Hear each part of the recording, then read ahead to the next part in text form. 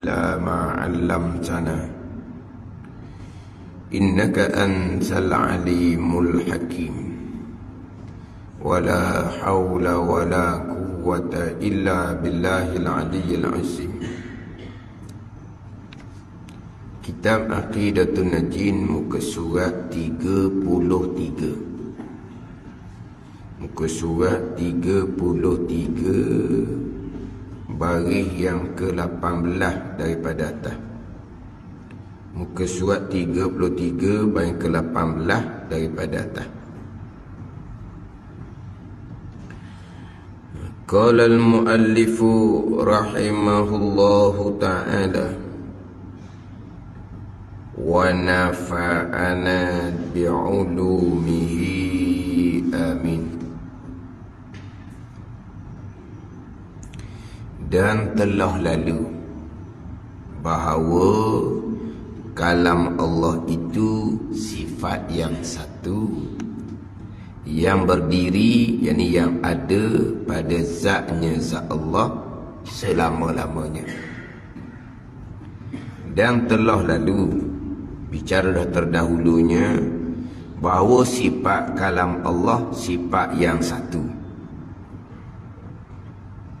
yang berdiri, yakni yang ada pada zatnya zat Allah selama-lamanya.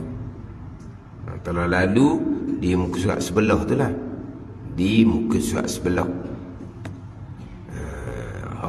surat 32, baris yang ke-12 daripada atas tu lah, baris ke-12 daripada atas.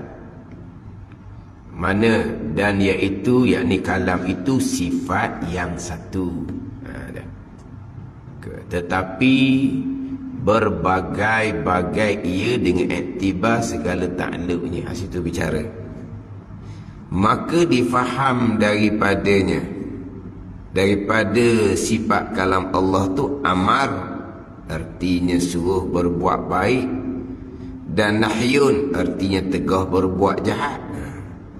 Yang terdahulunya yakni dan iaitu, yakni kalam itu sifat yang satu, tetapi berbagai-bagai ia dengan iktibar segala ta'alluqnya, segala sakutannya, sakutan kalam.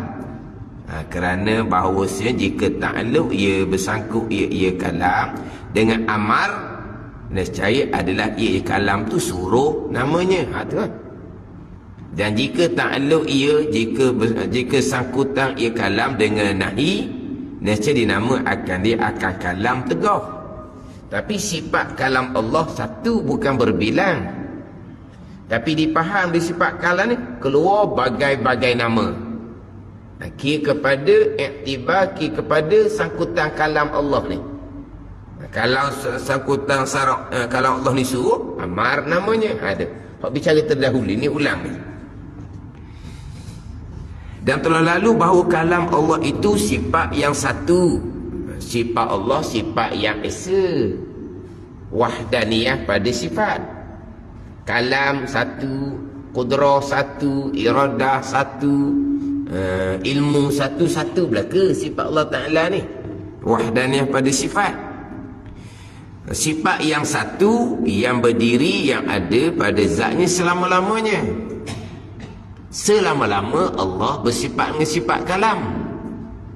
Adapun Allah berkata, wa kallamallahu Musa taklima.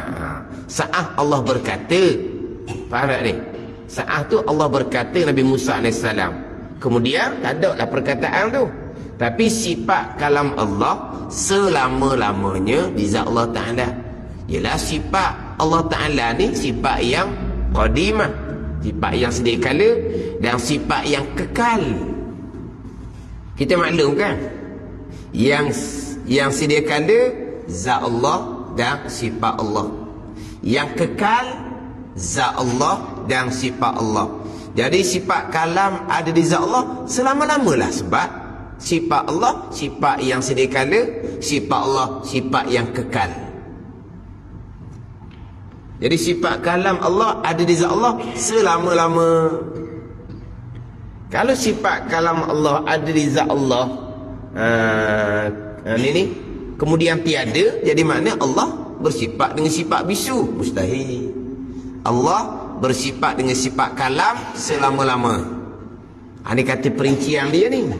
Tapi asasnya pegangan kita lah. Faham ni? Yang sedia kala zat dan sifat Allah. Yang kekal zat dan sifat Allah. Adapun syurga penghuninya kekal, neraka penghuninya kekal, itu dikekalkan oleh Allah. Bukan sifat neraka tu kekal, bukan sifat syurga tu kekal. Syurga neraka kekal macam mana? Sebab ada awal. Yang ada awal ada akhir. Faham tak ni? Yang ada awal ada akhir. Yang tak ada awal barulah tak ada akhir. Syurga neraka ada awal, maka ada akhir dia. Tapi dikekalkan oleh Allah. Bukan sifat syurga neraka tu sifat kekal, Allah yang buat kekal. Dan sebab syurga neraka ni barang yang harus ada, barang yang harus tiada. Sebelum tu tiada, sekarang ada, terima tiada pula. Adapun zat Allah ni zat yang tidak ada awal, tidak adalah akhirnya, dah awal tiada. Jadi yang kekal hakikinya zat dan sifat Allah, atau kekal hakiki. Kekal syurga neraka kerana dikekalkan oleh Allah Subhanahu wa ta'ala. Kalau Allah binasakan syurga neraka, akal boleh terima. Tak ada ni. Kalau kalau Allah binasakan syurga neraka, akal boleh terima. Tapi kalau Allah binasa, akal tak boleh terima, sama sekali mustahil pada akal Allah dan sifat Allah binasa. Adapun syurga neraka binasa, akal boleh terima. Sebab barang harus ada, harus tiada, akal boleh terima. Binasa Allah, binasa sifat Allah, akal tak boleh terima, mustahil pada akal. Binasa syurga neraka harus pada akal. Harus macam mana tu? Quran beritahu kekal, syurga dikekalkan, neraka dikekalkan. Hal ni hak asal. Dia panggil harus akal zati hak asal. Kalau pandang kepada janjian Al-Quran, syurga kekal, neraka kekal, surah Bayyinah tu lah.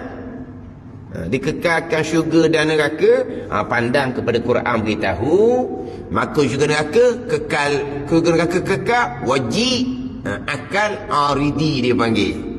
Wajib akal aridi. Tapi hukum asalnya syurga kekal harus pada akal, syurga neraka binasa harus pada akal. Ke asal ni. Sebab makhluk asal tak ada, ni jadi ada, kemudian tak ada, akan boleh terima. Tapi bila tilik kepada janji yang Quran, syurga neraka dikekalkan, maka wajib akal aridi, syurga kekal, wajib akal aridi, neraka kekal. Mustahil akal aridi, syurga dibinasakan, mustahil akal aridi, neraka dibinasakan. Sebab jadi bohong Al-Quran. Bohong Al-Quran kalamullah, mustahil sama sekali. Situ. Jadi zat Allah, sifat Allah kekal. Kekal zati, kekal hakiki. Jadi sifat kalam ada di zat Allah selama-lama. Ini mak akidah kita. Tu kata, walaupun nampak panjang bicara perincian asasnya, masih lagi hak fardhu ain akidah kita. Maka difaham daripada sifat kalam yang satu. Sifat kalam yang satu dipaham daripadanya bagai-bagai pulaknya. Dipaham daripadanya amar, artinya suruh berbuat baik, dan nahi, artinya tegah berbuat jahat, dan wa'dun, artinya janji memberi pahala bagi berbuat taat, dan wa'idun, artinya janji seksa atas buat maksiat. Hak ni sifat kalam Allah satu. Nama banyak ni iktibar ta'alluq kalam tu cerita apa? Takluk kalam cerita Ammar. Wa aqimus salah wa atuz zakah. Tu je. Quran kalam tunjuk atas suruh, maka nama dia Ammar lah. Pada ni. Mana apa maknanya Ammar? Sebab apa? Sebab faham daripada Al-Quran, faham daripada kalam Allah ni, iktibar ta'alluq dia itu suruh, maka nama dia Ammar. Dan nahi artinya tegah berbuat jahat. Artinya nahi tegah berbuat jahat. Faham daripada kalam Allah yang satu. Nama banyak tu sebab iktibar segala ta'alluq dia. Tu kata habis cara dahulu ni. Surat sebelah je. Surat sebelah je. Kitab pengulang, orang mengajar, lagi tak jenis ngulang dah. Kitab pengulang dah. Sebelah je tu. Dan wa'dun, wa'ad artinya janji memberi pahala bagi orang yang berbuat taat. Dan wa'idun artinya janji seksa atas orang yang berbuat maksiat. Dan Quran kalamullah banyaklah menunjukkan atas janji yang pahala, janji yang syurga. Dia panggil wa'dun, janji baik. Wa'idun, janji seksa. Dan taghrib artinya menggemar bagi orang yang mengerjakan kebajikan. Dan tarhib artinya menakuti bagi orang yang berbuat maksiat. Dan Quran ada ayat kalamullah menunjukkan atas taghrib, menggemarkan. Ayat ni kalam Allah satu menunjukkan atas tarhib, menakuti. Daripada kalam Allah satu menunjukkan atas taghrib, menggemar ni, maka menimbulkan raja, harap kita akan rahmat Allah Subhanahu wa ta'ala. Ayat yang kalam Allah yang satu menunjukkan atas tarhib, menakuti, maka timbullah di hati kita sifat khauf. Khauf dan raja. Khauf dan raja. Pada kitab Minhajul ni panjang, didatangkan kalam yang satu yang menunjukkan atas taghrib, menggemarkan. Tapi jangan berhenti setakat tu. Kena datangkan pula kalam Allah yang satu yang menunjukkan atas tarhib, atas menakutkan. Dalam ayat Al-Quran dia kena dua-dua. Dia kena dua-dua lah. Pandai ni. Kita pun samalah. Kita nak menyampaikan agama ni kena cerita dua-dua. Hak menggemarkan, cerita macam mana mereka yang berpegang akidah yang sebenar, sebesar-besar pahala. Macam mana orang yang mati dalam iman, mana apa ni, mana dosa dia terbuka, diampuni oleh Allah Subhanahu wa ta'ala. Itu menggemarkan. Tapi kena menakutkan juga. Macam mana kalau akidah salah, macam mana kalau mati dalam kufur. Itu jalan agama dia gitu. Sebab dia kena imbang antara khauf dan raja. Yelah, kalau cerita hok menggemar semata-mata, orang panggil apa? Jadi meta. Meta orang kira. Kalau menakutkan semata-mata, jadi pondang ke apa? Jadi ngokor. Apa panggil apa? Yalah, kalau cerita hak menggemarkan, jadi meta, jadi berani ya. Orang yang ada iman, dosa besar macam mana pun, kalau Allah kehendak ampuni, Allah ampuni. Berani dah lah. Janji ada iman je. Jadi berani sangat-sangat. Meta orang ni. Jadi meta. Kan ni. Meta tu jadi murji'ah. Janji ada iman. Tuhan akan ampuni walaupun dosa banyak mana. Ada ni. Tu gemar sangat. Hak menakutkan sangat. Dosa-dosa ni akan melemahkan iman. Akhirnya akan meruntuhkan iman. Takut sangat tu. Takut sangat. Akhir terlajuk jadi khawarij. Buat dosa kafir lalu iman batal. Habis itu pula. Itu kena seimbang lah. Kena cerita hak ayat hadis berbentuk menggemarkan, ayat hadis berbentuk menakutkan. Dia kena seimbang dua tu.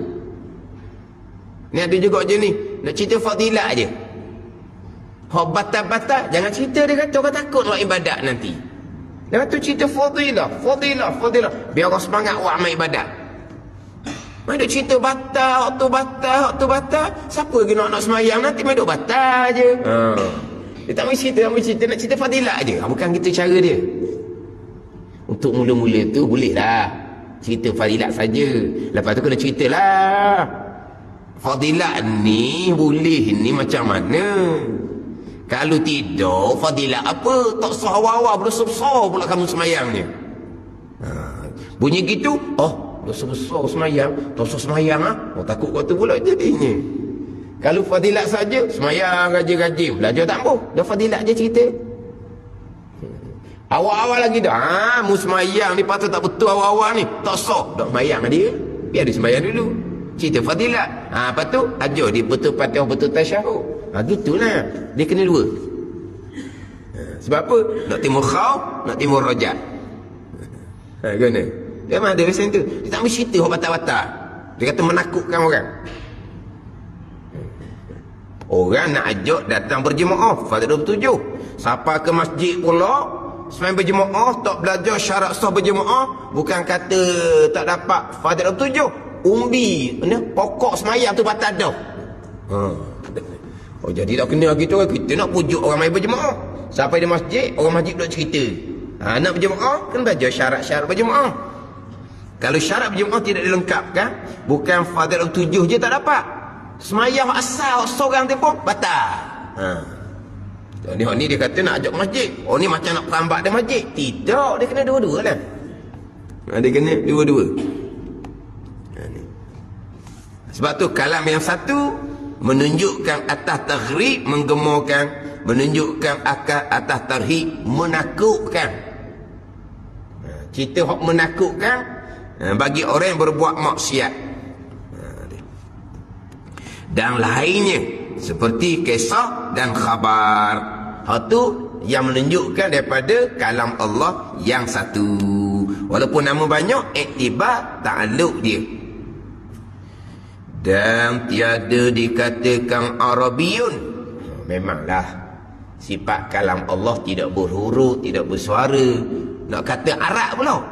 Sifat kalam Allah berbangsa Arab. Dah yang kata gitu. Ke sifat yang ke-13 sifat kalam tu Arabiyun.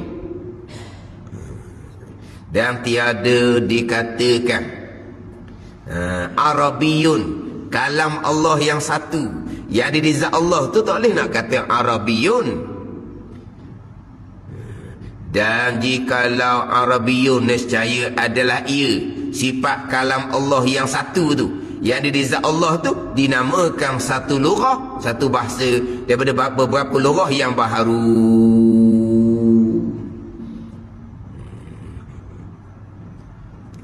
Jadi kalau kata sifat kalam Allah yang satu, yang ada di zat Allah tu Arabiyun, jadi sifat kalam Allah ni nama bagi satu lughah daripada beberapa surah yang baharu. Maka dinamakan yang dan jikalau Arabiyun nescaya adalah ia sifat kalam Allah yang satu yang qadim tu, dinamakan satu lughah pada beberapa lughah yang baharu. Ini maka dinamakan yang diturun tu dengan lughah Arab itu Quran. Hak yang diturunkan, hak tu hak dipanggil bahasa Arab. Adapun sifat kalam Allah yang qadim, tak ada kata Arabiyun. Macam kita lah, sifat kalam kita hak ada lidah ni boleh panggil Melayu. Ada keluar perkataan barulah keluar perkataan lughah Melayu, keluar perkataan Arab lughah Arab, keluar perkataan orang putih lughah orang putih. Begitu je lah. Adakah sifat kalam kita ni dinamakan sifat kalam Melayu? Ada? Ini lidah kita. Sebab sifat kalam kita pun tidak berhuruf, tidak bersuara. Sifat kalam kita pun ke sifat kalam yang Tuhan letak di lidah kita tu ada huruf. Mana kalau lidah kita tu terbelah, keluarlah ABC. Tak ada. Sifat kalam kita pun tidak berhuruf, tidak bersuara. Apabila kita berkata-kata, barulah keluar lurah Melayu ke, lurah Arab ke, lurah orang putih ke. Tapi adakah sifat kalam kita panggil Melayu? Ada. Nak cerita, sifat kalam Allah tak boleh nak kata Arabiyun. Sebab Arabiyun tu lurah yang baharu. Tapi yang diturunkan ni, yang diturunkan itu Al-Quran, lurahnya Arabiyun. Itu kalam lafzi. Beberapa lafaz yang kita duk baca. Adapun sifat kalam Allah tak boleh kata Arabiyun.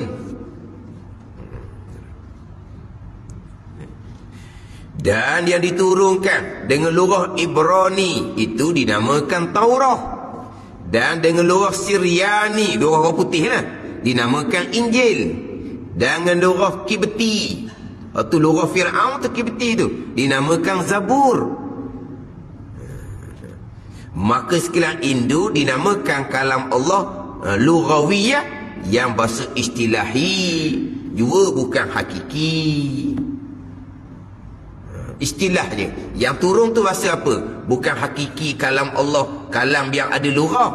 Maka yang masyhurnya, yang masyhur, kalam itu maknan, satu sifat yang ada, yang berdiri pada zat lagi koding. Itu masyhur dia. Hak turun tu Quran, Taurat, Injil, Zabur. Jadi yang masyhur yang digunakan kalam Allah itu maknan, yang berdiri pada zat lagi kodim. Maknan ni satu sifat yang ada. Ma'ani itulah, ma'ani itu jamak, maknan satu. Kan kudrah sampai ke kalam, dia panggil sifat ma'ani. Apa sifat ma'ani? Sifat maknan. Apa maknan? Sifat yang ada. Itu maknan. Mim ain nun ya ni maknan. Bukan makna maksud, bukan. Makna maksud tu lain. Maknan ni sifat yang ada di zat, tu maknan. Maknan ni macam putih, hitam, itu maknan tu dia panggil sifat yang ada. Manis, masing, itu maknan tu sifat yang ada dia panggil. Jadi kudrah sampai ke kalam, sifat ma'ani, maknan, sifat yang bangsa ada, yang berdiri pada zat lagi kodim. Itu masyhur dia. Masyhur kalam kena kepada sifat dari zat Allah yang kodim, sifat yang satu. Dan Quran itu lafaz yang baharu. Dan Quran itu lafaz yang baharu, di atas pada kata dan telah lalu bahawa kalam Allah itu sifat yang satu yang beri pada zat. Dan Quran ini telah lalu bahawa Quran itu lafaz yang baharu. Dia gitu. Di atas pada kata dan telah lalu bahawa kalam Allah itu sifat yang satu. Dan Quran itu pula lafaz yang baharu. Dia kalam bicara dahulu. Kalam ni hak kodim pun panggil kalam, hak baharu pun panggil kalam. Quran pun sama.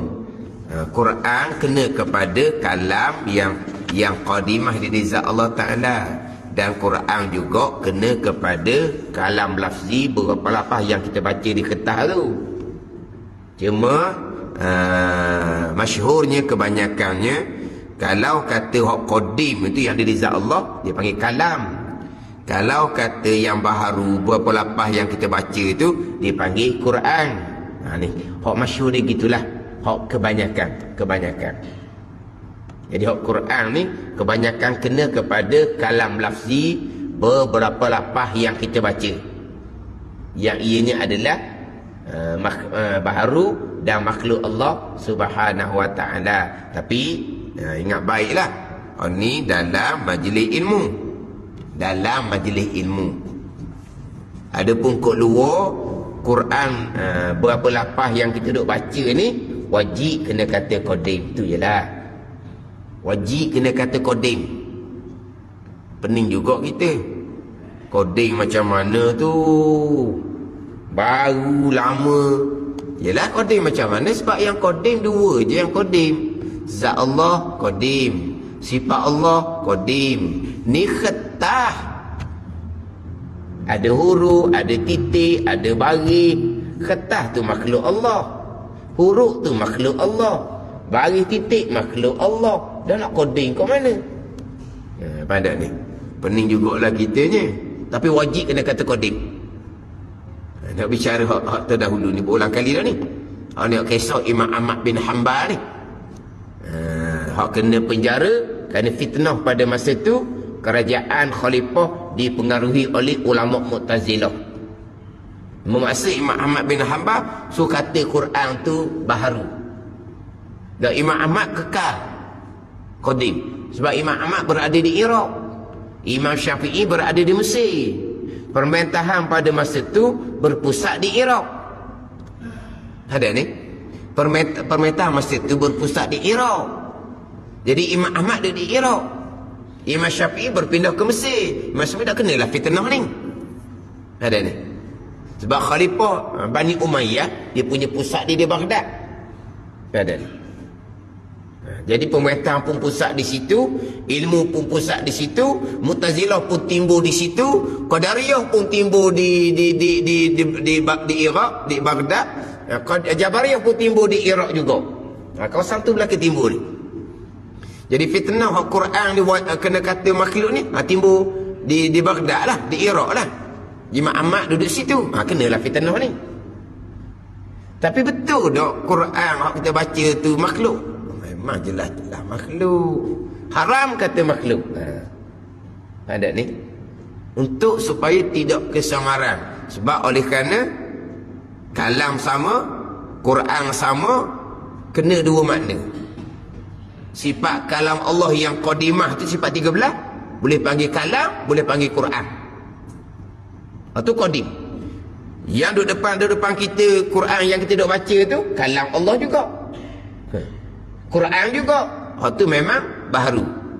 Tapi takutlah hak kalam hak kita duk baca ni, Quran yang kita duk baca ni baru tiba-tiba naik kepada kalam Allah. Sifat yang 13 tu baharu juga. Kapi terus. Nak jaga hak tu lah. Jadi hak kalam Quran berapa lapas kita baca ni wajib kena kata qadim, bukan makhluk Allah. Situ je nak jaga.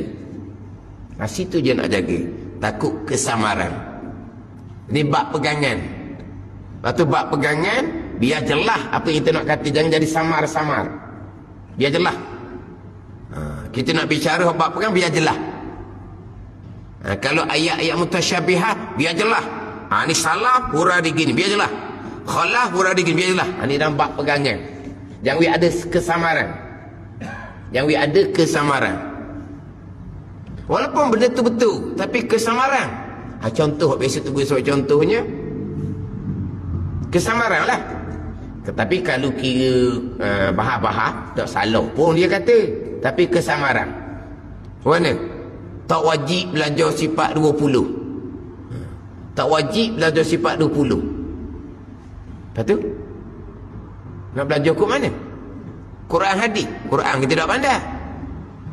Quran kita tak pandai. Dah siapa hak pandai ngajar akidah Quran direct Quran? Sebagaimana imam-imam as-salafus soleh kan? Siapa sekarang ni? Hak boleh ambil akidah direct dari Quran. Siapa ada sekarang? Baca Quran bukan kadang salah sungguh. Jangan duk main sekarang ni. Kita mengajar baca Quran. Orang potong tu, ustaz ni membaca salah. Dia biasalah baca salah. Begitu, bukan apa Quran pula. Ni nak direct pada Quran. Baca Quran pun kadang-kadang salah. Gitu. Jadi kalau kata tak wajib belajar sifat 20, kalau kita nak bahas, tak salah pun. Kalau wajib belajar sifat 20, sifat 20 kurung yang keempat. Sebelum tu berdosa orang. Hak wajib kitanya kena Allah Ta'ala. Itu wajib kita. Fa'lam annahu la ilaha illallah wastaghfir li zambika walil mu'minina wal mu'minat. Tu hak wajib. Wajib kena Allah Ta'ala. Bukan wajib belajar sifat 20. Jalan nak kena Allah, kaedah sifat 20, maka wajib lah. Jalan kena Allah direct pada Al-Quran dan hadis, wajib kena belajar belah-belah ilmu. Ada ni. Mana kalau dikata mula-mula tu tak wajib dah sebab 20. Kalau bahas bab ilmu betul je. Tapi akan bawa kesamaran.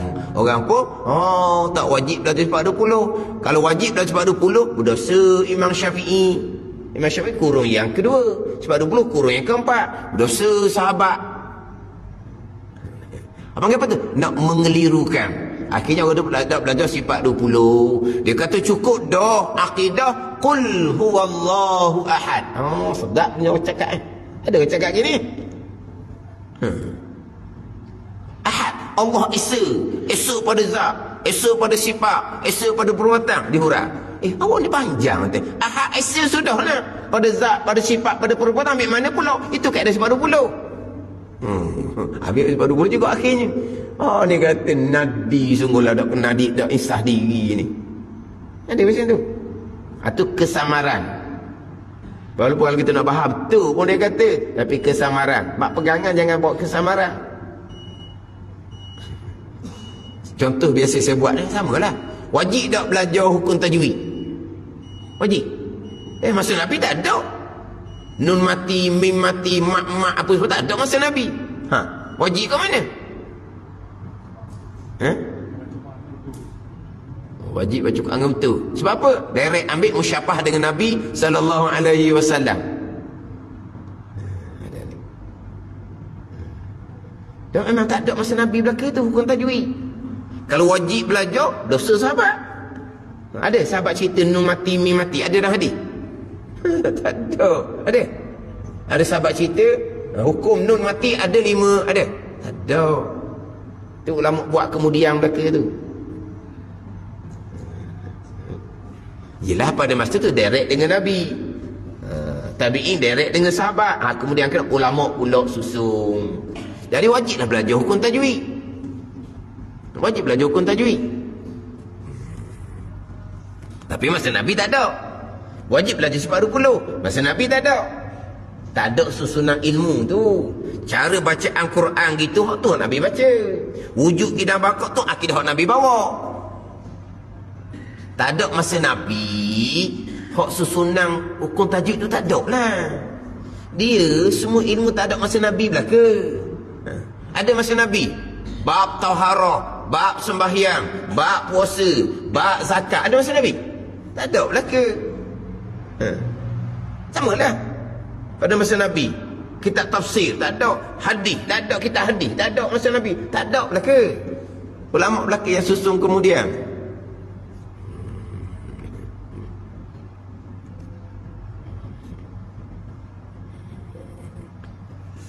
Tadi khutbah tadi comel khutbah tadi. Khutbah tu berkali satu negeri tu. Cerita bab kita bulan Syaban. Nanti malam nisfu Syaban ada cerita tu. Bulan Syaban ni kita kena buat persediaan. Bukan puasa saja, kena buat persediaan bab semayang kita kena kemah. Sebab nanti Ramadan kita akan perbanyakkan semayang sunat dengan tarawih lagi, dengan witir lagi. Kemah bab semayang, belajar bab semayang bulan Syaban ni. Dah kata buat ni. Kemudian kita pula nak baca Quran di bulan Ramadan. Belajar mulai dia kata. Belajar dengan guru yang mahir. Tak laki dengan guru. Sebab apa? Buat bulan Ramadan kita nak perbanyakkan baca Quran, nak tadarus. Jadi bulan Syaban ni kemah belaka ni. Bukan pekos puasa saja. Pekos mai kena kemah, hukum akan Quran kena kemah. Bulan Ramadan kita nak perbanyakkan amal. Tadi aku tebus tadi.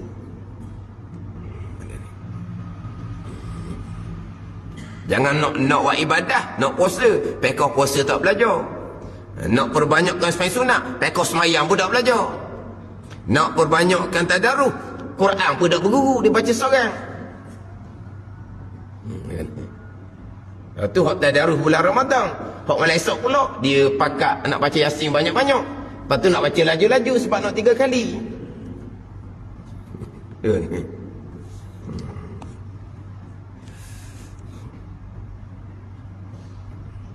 Mana wajib kena belajarlah hukum Quran tu. Sebab ulama susun ni buat comel dah untuk kita. Cuba dah ketemu nak cerita. Kena kemahlah sifat 20. Sebab puasa-puasa ni ya ayyuhallazina amanu kutiba alaikumusiyam. Al-Baqarah 183 tu diseru kepada orang beriman, difardukan atas kamu puasa. Kemas sebab 20 bulan Syaban ni. Sebab kita nak puasa, diseru pada orang beriman. Kalau orang ni tak peduli bab iman, bab akidah, lapar dahaga saja jadinya. Gitu.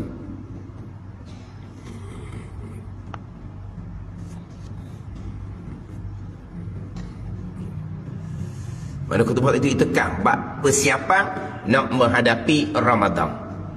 Persiapan nak menghadapi Ramadan. Hak malam Syaban tu memang itu malam yang penuh dengan barakah. Malam yang penuh dengan rahmat. Dibuka pintu taubat, diampuni oleh Allah, melainkan orang yang musyrik dan orang yang bermusuh-musuhan. Musahin saja. Mursyid dan musyahin, orang yang menyekutukan Allah dan orang yang bermusuh-musuhan saja yang tidak akan diampuni oleh Allah Subhanahu wa taala. Siapa orang musyrik? Orang yang mensyirikkan Allah Subhanahu wa taala. Musyrik itu bukan hanya penyembah berhala. Bukan hanya penyembah berhala, musyrik. Orang Islam yang berakhir dengan akidah yang syirik. Macam mana?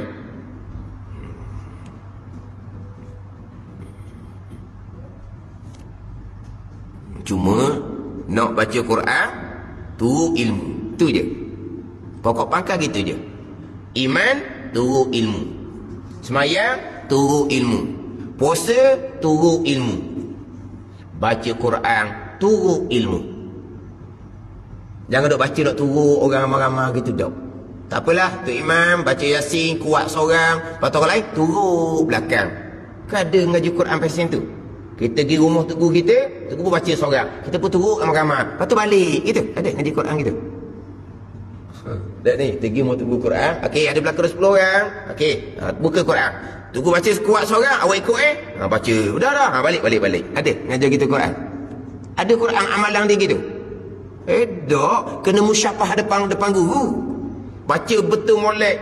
Kalau salah tugu baca, tengok mulut tugu macam mana. Itu cara beramal membaca Al-Quran.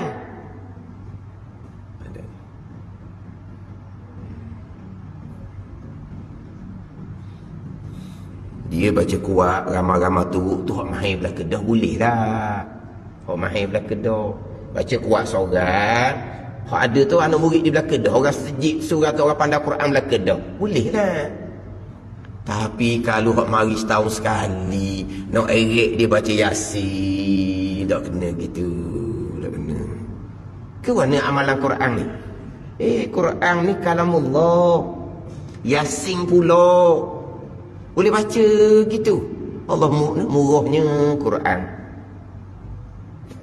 Quran ni orang ada masjid 5 waktu pun belum tentu lagi Yasin dia. Cuba pegang orang ada masjid 5 waktu ni. Mana dia? Pegang seorang-seorang, lepas tu tulis dalam buku berapa peratus hak Yasin dicomel. Kan ada jemaah tetap berapa orang masjid Gunung Bilal? 50 orang. Hak ni hak 5 waktu dia boleh 50 orang ni ke 100 kan? 100 hak tegar, hak tegar 100. Haji satu hari 2-3 orang, so dia baca Yasin. Tanda molek makan nak berapa. Suruh ada jemaah surah ni rebek lagi tempat lain haji. Dan hak dak sejak waktu pun kau dak belajar Quran bukan Yasin, Fatihah, tahiyat, pencakap cemaking ni. Hak tu hak berjemaah waktu. Hak mari setahun sekali tu kita nak erek dia. Wa amal baca Yasin. Malah yang penuh dengan barakah, penuh dengan kerahmatan, penuh dengan keampunan. Kita nak buat dosa pula. Dah mai ramai dah tu, orang kita tahlil lah. Takkan nak marah pula. Okey, mai ramai dah bawa air belaka. Tak apalah. Kita tahlil, bawa balik air tahlil pula. Tahlil ya? Ada ni. Dah Yasin 3 kali kan? Nabi tidak menentukan apa-apa amalan. Kalau Nabi menentukan amalan adalah qiyamul lail, malam Syaban dan berpuasa sehari. Berpuasa esok betul lah. Berpuasa itu memang hak Nabi tentukan. Nisbah Syaban hak Nabi tentukan bangun malam dan puasa siang hari. Puasa 15 hari bulan. 14 hari bulan tu. 13, 14, 15 kan? 13, 14, 15, 16 Sabat tu boleh puasa lah. Sebab 15 kita puasa. 13, 14, 15. 14 kita puasa. 15 kita puasa. Lepas tu boleh terus sampai ke 30 Syaban nak puasa. Ada ni. Hak tu hak ibadat khas Nabi suruh. Qiyamul lail dia poster di siang hari.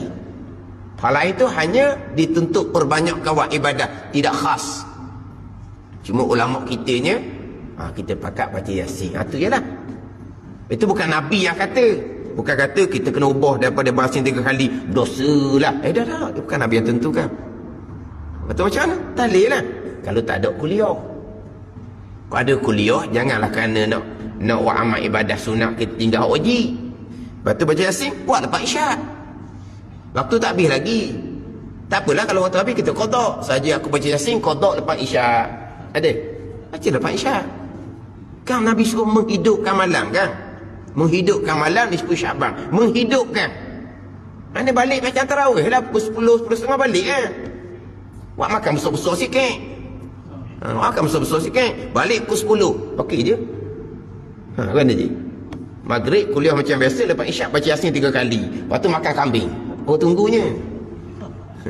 Tapi ingat, baca Yasin tu belajar. Bukan baca nak tunggu gitu. Bukan. Jangan gitu. Dok, saya duduk pondok. Malam 12 tu kau baca Yasin juga.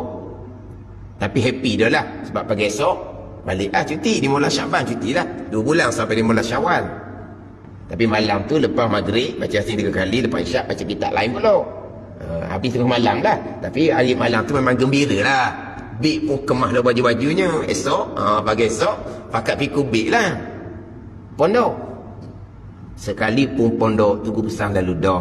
Hak budak-budak baru baca kuliah, baca qul Allah, bertahlil, berselawat. Dia tak boleh baca Yasin. Walaupun masuk pondok, budak-budak mana sekalipun, memang mula-mula dicari guru Quran. Memang duk pondok mula-mula dicari guru Quran. Tapi masa baca Yasin, tunggu pesan dah hak baru-baru, duk tepi sikit, baca kuliah, baca qul Allah. Tahlil, selawat. Tunggu tak boleh baca Yasin.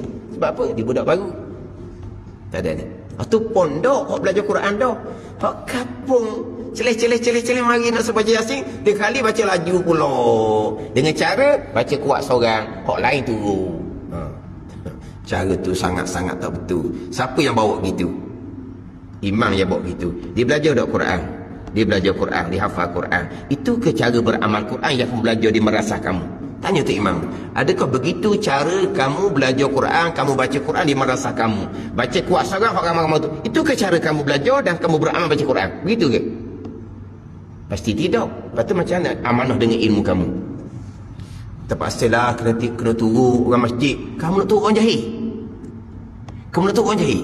Kamu berilmu Quran, kamu nak beramal kau nak tunggu orang jahil? Lah gitu.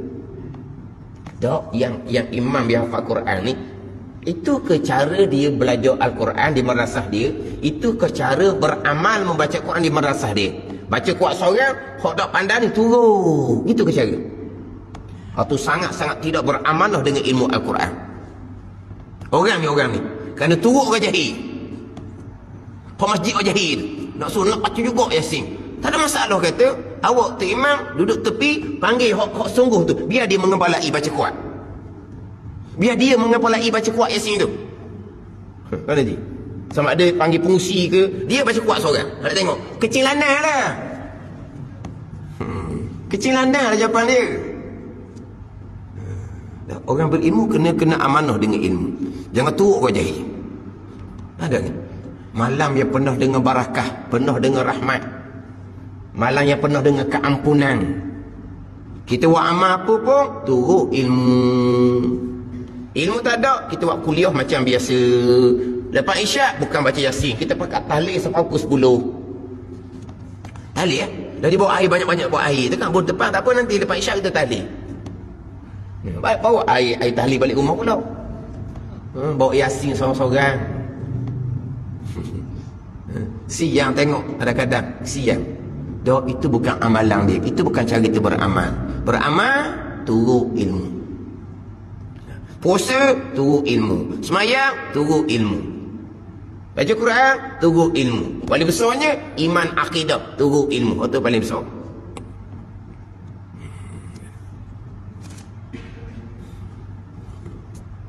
Bak Yasin ni jumpa ramai dah. Hak Yasin ingat dada. Ustaz, Saya nak baca Yasin depan ustaz. Ustaz tegur lah, mana salah. Baca mula, nak baca mula. Dia baca, saya tengok.